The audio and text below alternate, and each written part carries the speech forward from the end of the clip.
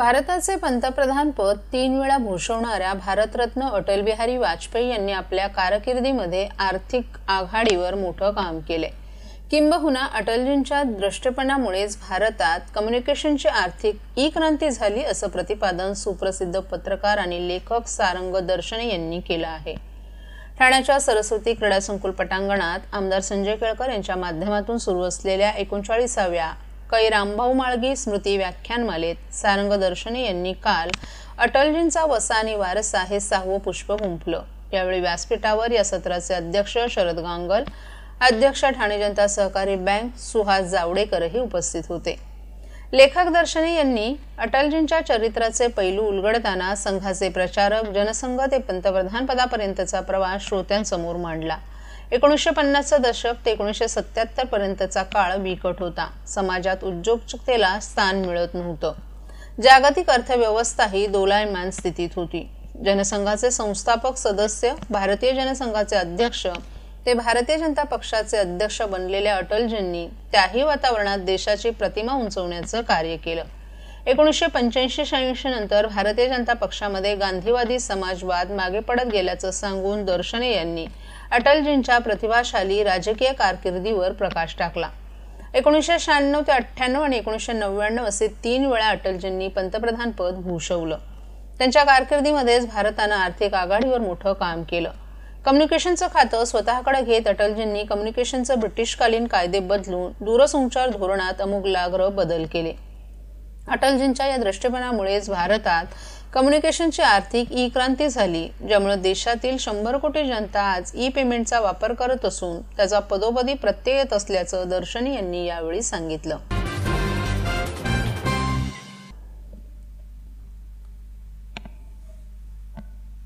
ठाणे महानगरपालिकेच्या महिला व बालकल्याण विभागामार्फत महापालिका क्षेत्रातील गरीब आणि गरजू महिलांकरिता विविध योजना राबवण्यात येत आहेत। त्यामधील काही योजनांसाठी उत्पन्नाचा दाखला अनिवार्य अशी अट होती, ही अट रद्द करून उत्पन्नाच्या दाखल्याऐवजी शिधापत्रिका ग्राह्य धरण्यात येणार आहे। खासदार नरेश म्हस्के यांनी महापालिका आयुक्त सौरभ राव यांच्याकडे याबाबत मागणी केली होती। राव यांनी शिधापत्रिका ग्राह्य धरण्याचं मान्य केलं असल्यानं या योजनांचा लाभ आता जास्तीत जास्त महिलांना मिळणार असल्याची माहिती खासदार नरेश म्हस्के यांनी दिली आहे।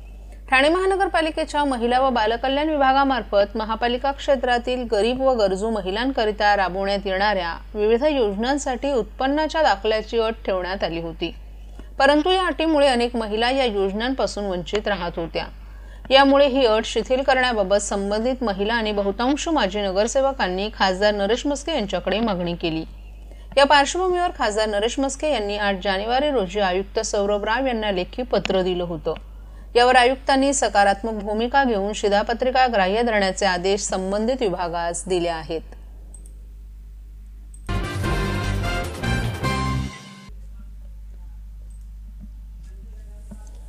घोडबंदर रोडवरील नागरिकांना भेडसावत असलेल्या समस्या सोडवण्याच्या दृष्टीनं महापालिका सातत्यानं प्रयत्नशील आहे। या ठिकाणची वाहतूक कोंडी सोडवण्यासाठी विविध उपाययोजना राबवल्या जात आहेत। यावर कायमस्वरूपी तोडगा काढण्याच्या दृष्टीनं अवजड वाहनांसाठी ठाणे शहराच्या हद्दीबाहेर नवी मुंबई, मीरा भाईंदर आदी ठिकाणी जागा उपलब्ध होण्याच्या दृष्टीनं सर्वकष चर्चा करून निर्णय घेण्यात येईल। तसंच मान्सूनच्या अनुषंगानं असलेली धोकादायक झाडं, झाडांच्या फांद्या छाटणे, नालेसफाई आदी कामं देखील लवकरात लवकर हाती घेण्यात येतील असं महापालिका आयुक्त सौरभ राव यांनी आज झालेल्या बैठकीत नमूद केले। घोडबंदर रोडवरील नागरिकांना भेडसावत असलेल्या विविध समस्यांबाबत तोडगा काढण्यासाठी पालिका आयुक्त यांच्या दालनात काल बैठक झाली। या बैठकीत घोडबंदर रोड येथील जस्टिस फॉर घोडबंदर रोड फोरमचे प्रतिनिधी उपस्थित होते। घोडबंदर रोडवरील वाहतूक समस्येतून नागरिकांना दिलासा मिळावा यासाठी वाहतूक विभागाच्या मदतीसाठी सध्या जे वॉर्डन उपलब्ध आहेत त्यामध्ये आणखी प्रशिक्षित 100 वॉर्डन तातडीनं उपलब्ध करून देण्याबाबत वाहतूक विभागाशी चर्चा करण्यात येईल। वाहतूक पोलीस आणि वॉर्डन यांच्यात समन्वय ठेवण्याच्या दृष्टीनंही नियोजन केलं जाईल असंही आयुक्त सौरभ राव यांनी नमूद केलं। पावसाळ्यापूर्वी घोडबंदर रोडवर करावयाच्या कामांसंदर्भात आयुक्तांनी संबंधित विभागांच्या अधिकाऱ्यांशीही चर्चा केली। या चर्चेत धोकादायक झाडं तसंच वाढलेल्या झाडांच्या फांद्या छाटण्याचं काम जानेवारी अखेरपर्यंत सुरू करण्यात येईल असं वृक्ष प्राधिकरणाकडून सांगण्यात आलं। तसंच घोडबंदर रोडवरील कचरा हा सकाळ संध्याकाळ अशा 2 सत्रात उचलला जात असला तरी अनेक ठिकाणी नागरिक कचरा टाकतात। अशा नागरिकांना दंड लावण्याची मागणी बैठकीस उपस्थित असलेल्या नागरिकांनी केली। घोडबंदर रोडवर ज्या ठिकाणी रस्त्यांची कामं सुरू आहेत ती कामं करत असताना तात्पुरत्या स्वरूपात वाहतूक बंद करणं आवश्यक आहे, परंतु तसं होत नसल्यानं रस्त्याचं काम नीट होत नाही आणि रस्ता उंचसखल होत असल्याबाबतचा मुद्दा नागरिकांनी उपस्थित केला। यावर रस्त्यांचं काम झाल्यानंतर काही कालावधीसाठी वाहतूक बंद करता येईल किंवा कशी याबाबत वाहतूक विभागाशी चर्चा करण्यात येईल असंही आयुक्तांनी सांगितलं।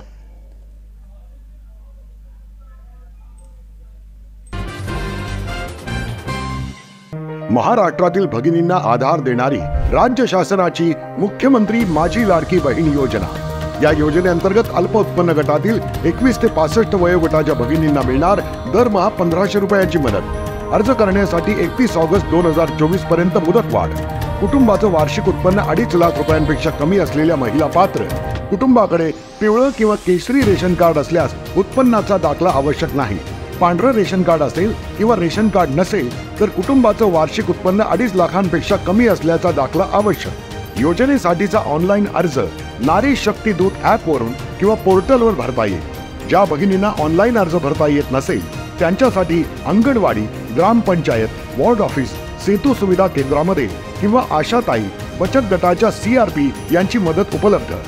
आता आपल्याला अभिमानाने म्हणता येईल, सुखी आणि सुरक्षित आहे माझी लाडकी बहीण।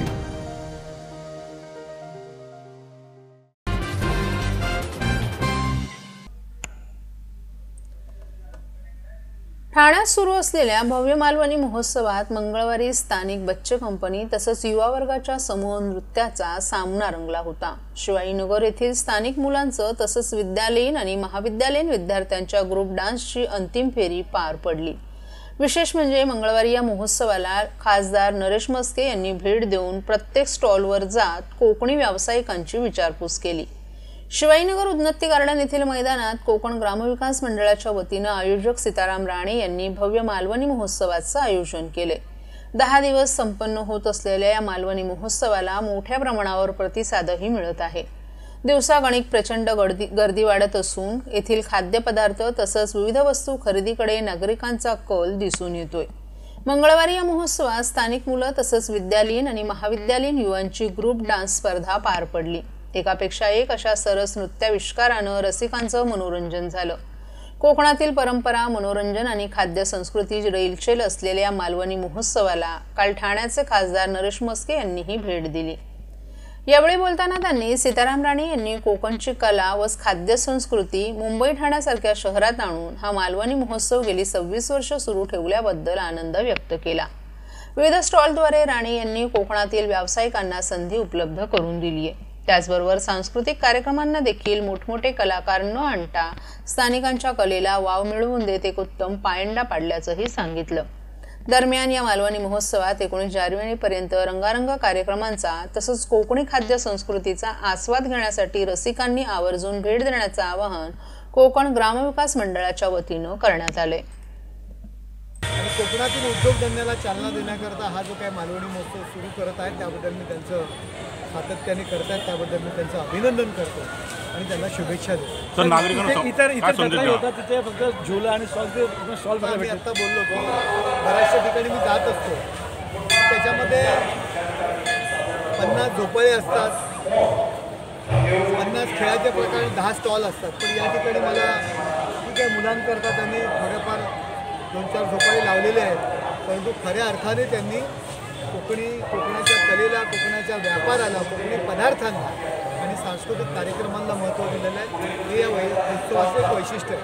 सर, विविध खवय्ये इकडे भेट देत असतात, तुम्ही काय संदेश द्याल, म्हणजे काय आव्हान कराल लोकांना? नाही, आपलं मालवणी जे काही फूड असेल, आपलं ग्रामीण फूड असेल, या ठिकाणी मी पाहिलं की फक्त विदर्भातलं सुद्धा फूड आहे। या ज्या काही चायनीजच्या जमान्यामध्ये अजिनोमोटो खाऊन आपलं आयुष्य कमी करण्यापेक्षा जे आपलं ग्रामीण फूड आहे, जे आपलं घरगुती फूड आहे, त्याचा आस्वाद तरुणांनी घ्यायला पाहिजे, एवढंच या ठिकाणी।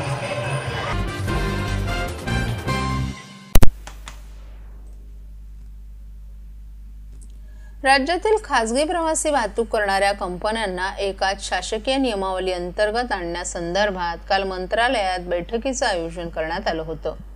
यावेळी परिवहनचे अपर मुख्य सचिव संजय सेठी, परिवहन आयुक्त विवेक भीमनवार, एसटी महामंडळाचे उपाध्यक्ष आणि व्यवस्थापकीय संचालक डॉक्टर माधव कुसेकर यांच्यासह प्रवासी वाहतूक पुरवठादार कंपन्यांचे प्रतिनिधी दूरदृश्य प्रणालीद्वारे उपस्थित होते। यावेळी परिवहन मंत्री प्रताप सरनाईक यांनी खासगी प्रवासी वाहतूक कंपन्यांसंदर्भात केंद्र सरकारनं आणलेल्या धोरणांचा अभ्यास करून या कंपन्यांना एकाच परिवहन नियमांतर्गत एकत्रित आणणं गरजेचं असल्याचं सांगितलं। प्रवासी सुरक्षेला प्राधान्य देण्यात यावं, सर्व प्रवासी वाहतूक पुरवठादार कंपन्यांअंतर्गत 4 चाकी, बाईक, टॅक्सी यांचा समावेश करण्यात येणार आहे। बाईक चालवण्यासाठी महिला चालकांनाही प्राधान्य देण्यात यावं असंही त्यांनी सांगितलं। जास्तीत जास्त रोजगार कसा निर्माण करता येईल यासाठी प्राधान्य द्यावं, तसंच त्यांच्या सुरक्षेसंदर्भात कंपन्यांनी उपाययोजना कराव्यात अशा सूचनाही मंत्री सरनाईक यांनी दिल्या। खासगी वाहतूक व्यवस्था, सुस्थितीत असलेली वाहनं, प्रवाशांची सुरक्षा, हेल्मेट, महिला चालकांची सुरक्षा, तत्पर सेवा आदी बाबींचा वाहतूक धोरणात समावेश करण्यासंदर्भातील सादरीकरण यावेळी परिवहन आयुक्त विवेक भीमनवार यांनी केलं।